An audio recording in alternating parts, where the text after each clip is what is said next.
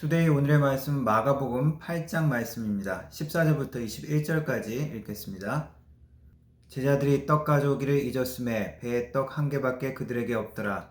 예수께서 경고하여 이르시되 삼가 바리새인들의 누룩과 헤롯의 누룩을 주의하라 하시니 제자들이 서로 수군거리기를 이는 우리에게 떡이 없음이로다 하거늘 예수께서 아시고 이르시되 너희가 어찌 떡이 없음으로 수군거리느냐 아직도 알지 못하며 깨닫지 못하느냐 너희 마음이 둔하냐 너희가 눈이 있어도 보지 못하며 귀가 있어도 듣지 못하느냐 또 기억하지 못하느냐 내가 떡 5개를 5,000명에게 떼어줄 때에 조각 몇 바구니를 거두었더냐 이르되 12이니이다 또 7개를 4,000명에게 떼어줄 때에 조각 몇 광주리를 거두었더냐 이르되 7이니이다 이르시되 아직도 깨닫지 못하느냐 하시니라. 아멘. 마가복음의 내용은 8장부터 그 분위기와 흐름이 조금씩 바뀝니다. 예수님은 마가복음에서 3번에 걸쳐 자신의 죽음과 십자가 사역에 대해서 말씀하시는데 그 첫 번째 예언이 이 8장에 나옵니다. 그리고 예수님께서 갈릴리 지방의 사역과 이방 지역의 사역을 마치고 본격적으로 예루살렘으로 가는 여정 가운데 들어서시게 됩니다. 바로 자신의 죽음이 기다리는 곳, 자신의 최후의 사명, 십자가의 사역을 위해서 나가는 것입니다. 그리고 또 유명한 베드로의 고백이 이 8장에 있습니다.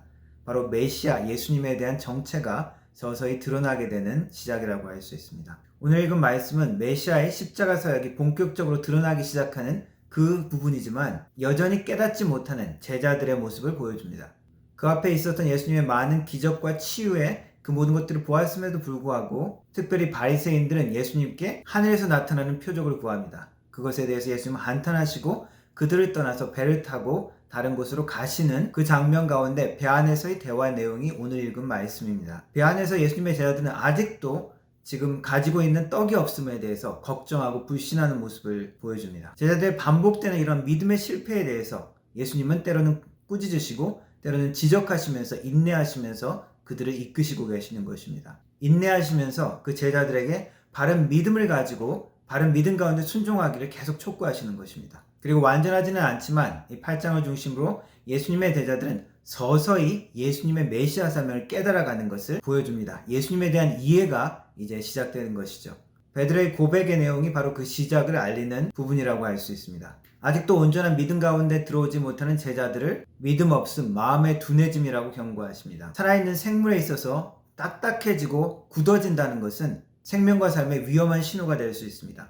예수님은 제자들의 마음의 둔해짐, 마음의 강팍해짐을 경고하십니다.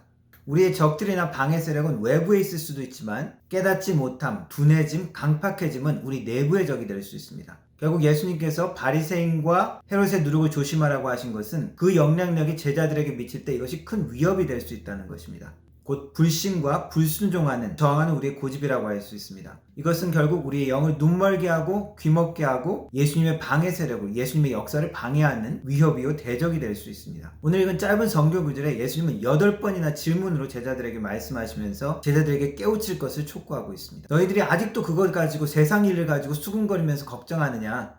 너희들이 아직도 깨닫지 못하느냐? 마음이 그렇게 자꾸 강팍해지느냐? 눈이 있어도 보지 못하고 귀가 있어도 듣지 못하고 기억하지 못하느냐? 하나님께서 응답하신 놀라운 기적 그리고 넉넉하게 채워주시는 그 놀라운 은혜를 체험했음에도 불구하고 왜 그것을 자꾸 잊어버리느냐? 꾸짖으면서 제자들에게 인내하시면서 촉구하시는 것입니다. 우리의 불신앙의 태도는 종종 중립적으로 그냥 한 자리에 머물고 마는 것이 아니라 적극적으로 하나님의 사역을 방해하게 되고 예수님을 우리의 삶의 자리에서 몰아내게 되어집니다. 오늘도 주님을 신뢰하지 못하고 불신하고 의심하고 불순종하는 우리에게 말씀하시는 것입니다.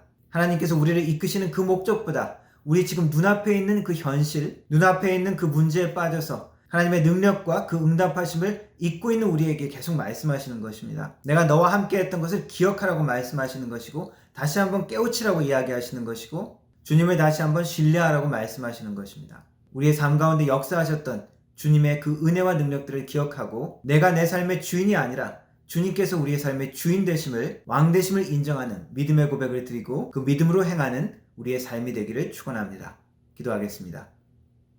우리의 불신앙 가운데 우리와 함께 계시는 주님을 잊고 있는 우리를 지적하시고 인내하면서 우리를 이끄시는 주님, 주님의 능력과 역사하심을 기억하며 주님 앞에 다시 우리의 믿음과 신앙을 고백하며 나아가는 우리의 삶 될 수 있도록 주님 도와주옵소서. 예수님의 이름으로 기도합니다. 아멘.